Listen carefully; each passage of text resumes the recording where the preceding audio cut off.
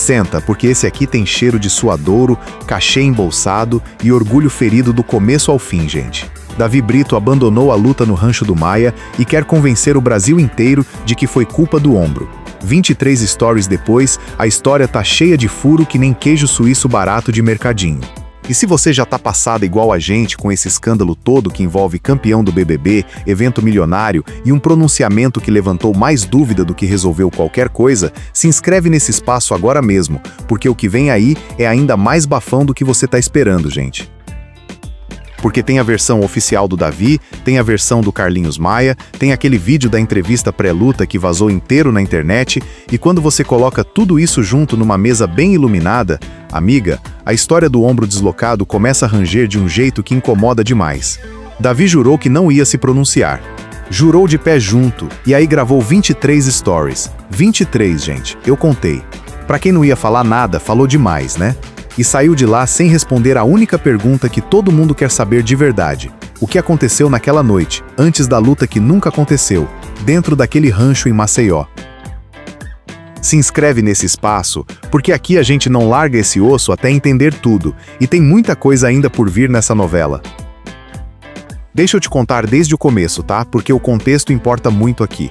O Rancho do Maia, para quem ainda não conhece, é esse projeto do Carlinhos Maia que virou um evento onde ele junta um monte de personalidade, famosa ou semi-famosa, cancelada ou não, e coloca todo mundo para conviver num ambiente meio reality, meio sketch, meio bagunça organizada com produção por trás.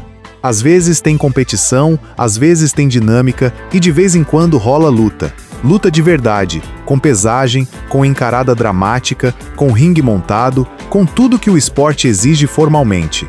E dessa vez, quem foi chamado para subir no ringue foi Davi Brito, o campeão do BBB 24, para enfrentar o Rico num confronto que prometia ser o grande momento do evento. E Davi aceitou. Falou que estava em forma, que tinha acabado de lutar pelo FMS, que o Rico era adversário sem treino consistente, que seria uma vitória tranquila. Topou o cachê, viajou para Maceió, ficou hospedado num resort que a equipe do evento pagou do início ao fim, foi ao rancho, fez a pesagem, deu a encarada que virou vídeo nas redes e tudo parecia encaminhado. A Emily, mulher dele, estava na plateia, a família estava presente, o público estava esperando. E então, de repente, sem cerimônia, sem ringue, sem nada, a luta não aconteceu.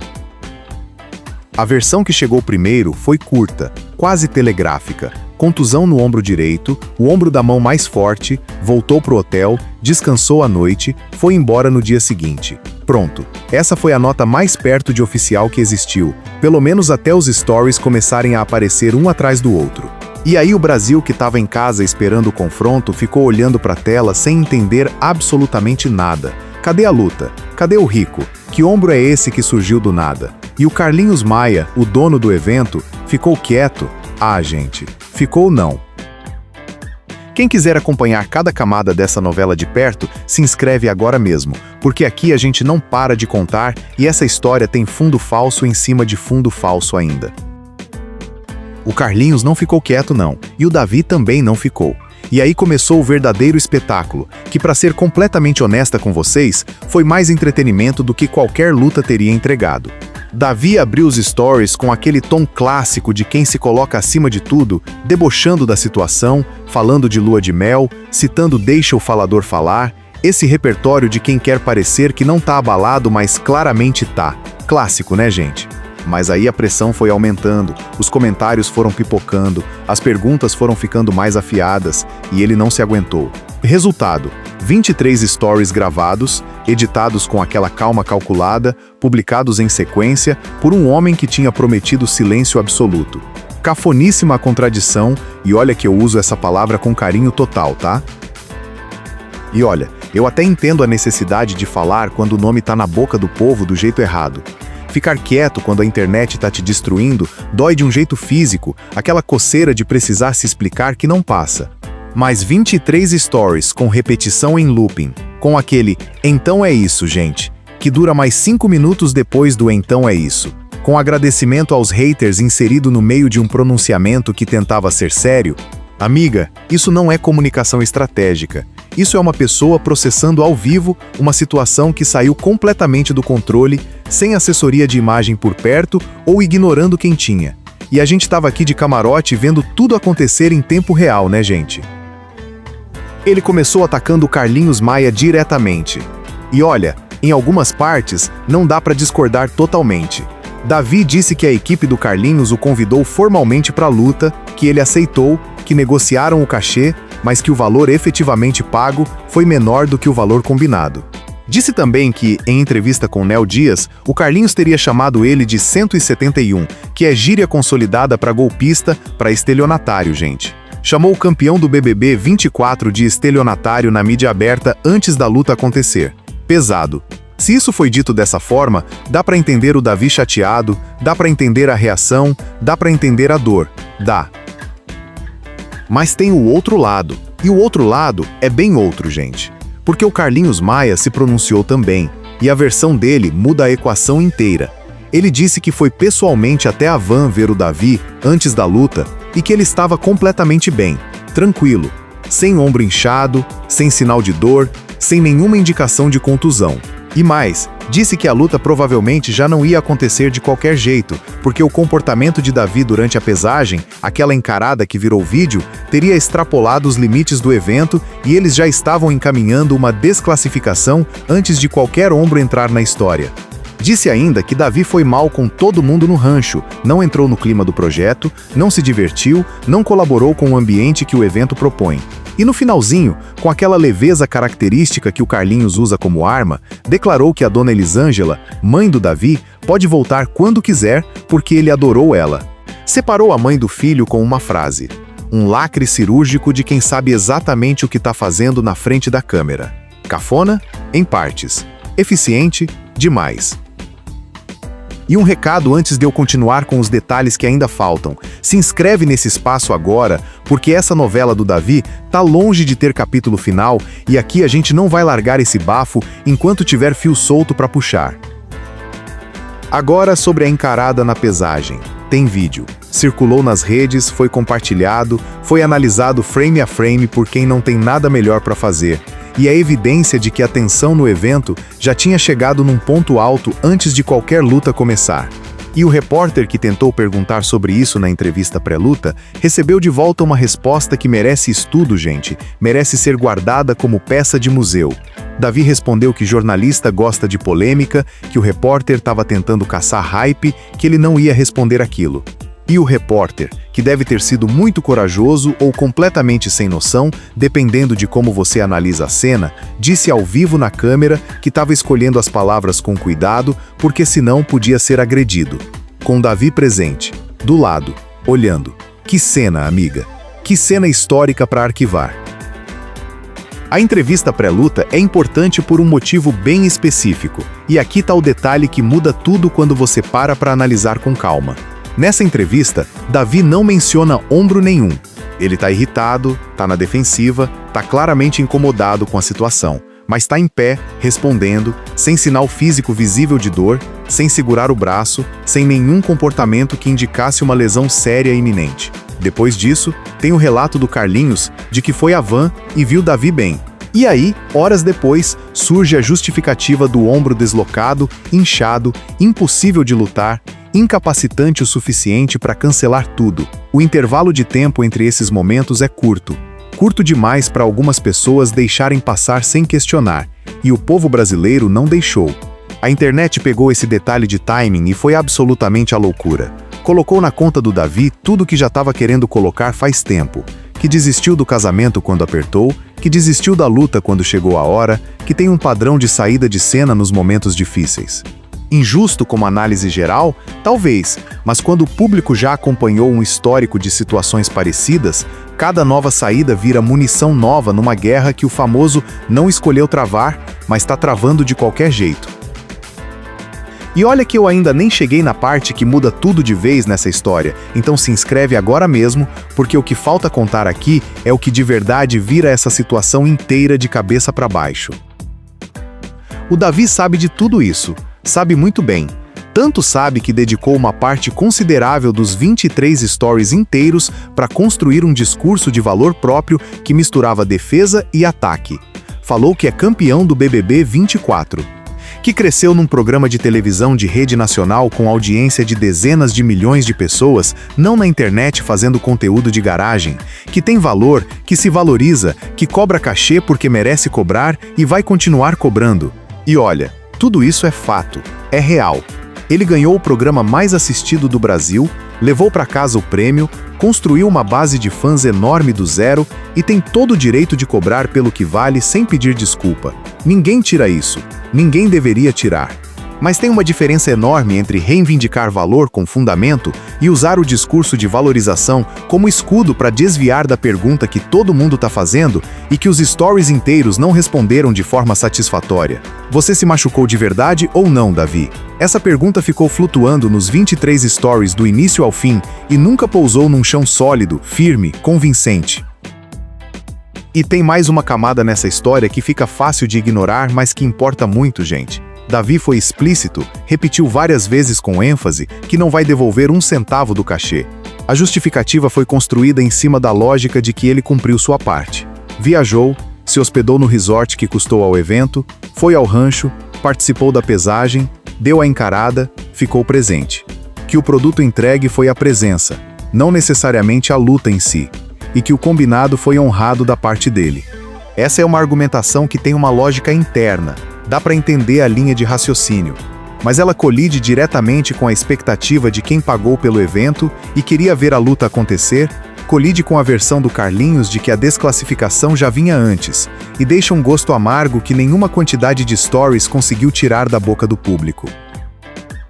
Presta atenção nesse detalhe que vem agora, porque aqui é onde o bafo fica mais pesado, gente, e quem ainda não se inscreveu nesse espaço tá perdendo o melhor da análise. Tem uma contradição que ficou atravessada em tudo que foi dito, e ela mora no comportamento antes dos stories.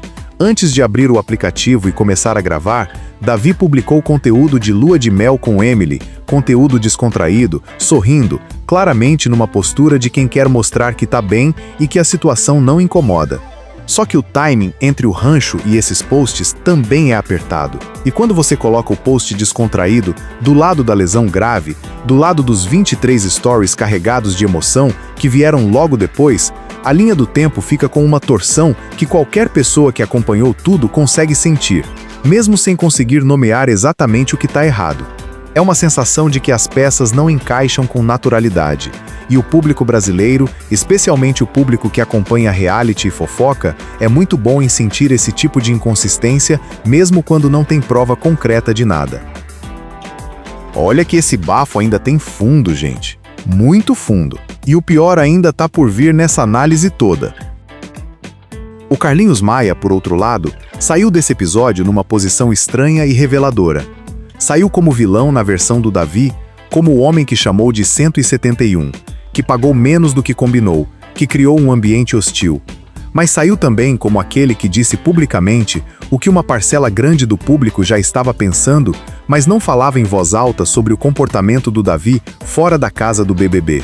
E mesmo levando em conta que o Carlinhos tem histórico próprio de polêmica, de humilhação disfarçada de brincadeira, de constrangimento velado embrulhado em sorriso largo, o fato concreto é que o vídeo da entrevista pré-luta, a linha do tempo da lesão e os 23 stories cheios de contradição deram a ele um argumento que ficou sem resposta convincente do outro lado. Esse é o jogo das narrativas, e nessa rodada específica, o placar ficou incômodo para quem você menos esperava. E o bafo é o seguinte, gente. O Carlinhos Maia afirmou publicamente, num pronunciamento gravado que circulou em todos os cantos da internet, que a luta já ia ser cancelada antes de qualquer ombro aparecer na conversa. Que a agressão de Davi na pesagem tinha selado o destino dele no evento independente de qualquer contusão. Se essa afirmação for verdade, e o Carlinhos falou com uma convicção muito específica, com detalhes que são difíceis de inventar na hora, então o ombro surgiu numa janela de tempo que resolve dois problemas simultaneamente. Tirou Davi de uma desclassificação que vinha de qualquer forma e ainda garantiu que ele saísse com o cachê no bolso, já que ele mesmo declarou repetidamente que não devolve nada. A lesão pode ter existido, pode ter sido real, pode ter doído muito, isso ninguém pode provar que não aconteceu. Mas a conveniência do momento em que ela surgiu e o fato de que ela coincide exatamente com o ponto em que a desclassificação estava sendo processada é o tipo de detalhe que a internet não perdoa e não esquece. E não esqueceu mesmo. E se você acha que o Davi ainda deve muito mais explicação sobre tudo isso, se inscreve nesse espaço, porque essa história não acabou aqui e aqui a gente acompanha cada desdobramento sem piscar. Agora, o que isso tudo significa para a imagem do Davi a médio e longo prazo? Porque é aqui que a análise fica interessante, além do babado imediato, além do meme de plantão e do tweet raivoso.